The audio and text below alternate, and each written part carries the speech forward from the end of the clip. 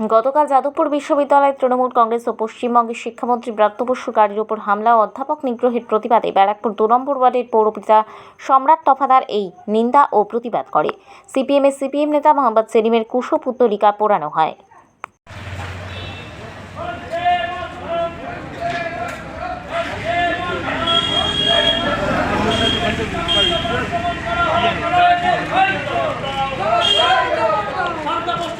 অশান্ত করা হচ্ছে কেন? সিপিএম জবাব দাও।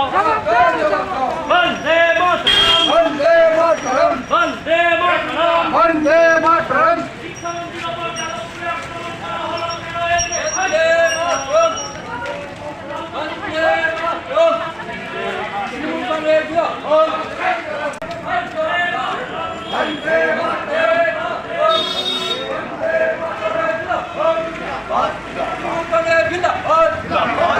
শিক্ষামন্ত্রীকে আক্রমণ হলো কেন? এসএফআই জবাব দাও।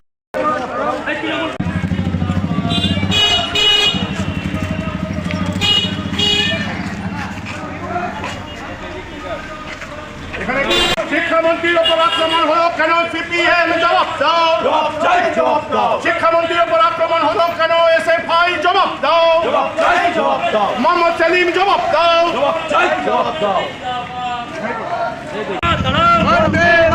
তৃণমূল কংগ্রেস, তৃণমূল কংগ্রেস, তৃণমূল কংগ্রেস পশ্চিমবঙ্গে তদন্ত করা হচ্ছে কেন? সিপিএম জবাব দাও। যাদবপুরে শিক্ষা তদন্ত করা হচ্ছে কেন? সিপিএম জবাব দাও। আরে দাদা সামনেটা ছাড়ো, মুখটা ছেড়ে দাও না। স্লোগান দাও। শিক্ষামন্ত্রীর ওপর আক্রমণ হলো কেন? সিপিএম জবাব দাও। সিপিএম এর কালো হাত ভেঙে দাও, গুড়িয়ে দাও। সিপিএম জেনে রেখো, অশান্ত করে পশ্চিমা যায়নি, যাবে না। শিক্ষামন্ত্রীর ওপর আক্রমণ হলো কেন? সিপিএম জবাব দাও। বন্দে মাতরম, বন্দে মাতরম।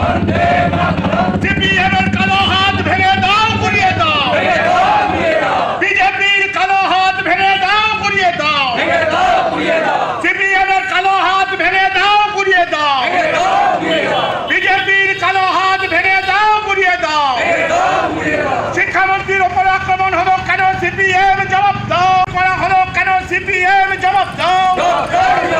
মোহাম্মদ সেলিম জবাব দাও। এসএফআই জবাব দাও। মমতা ব্যানার্জি তৃণমূল রাজপথে সিপিএম হুঁশিয়ার। তৃণমূল রাজপথে বিজেপি হুঁশিয়ার। গতকাল মাননীয় প্রাক্তন মুখ্যমন্ত্রী বুদ্ধদেব ভট্টাচার্যের জন্মদিন ছিল।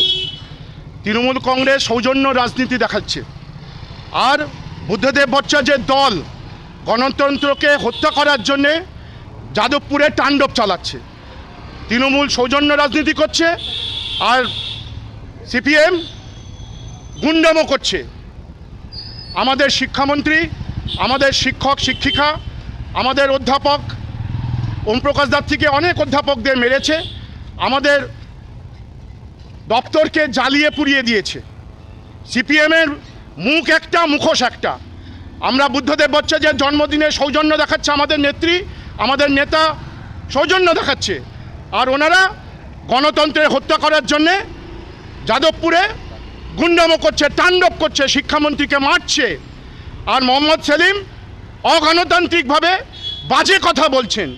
রাস্তায় আমরা দেখে নেব এদেরকে 26-এ। বিজেপিকেও দেখব, সিপিএমকেও দেখব।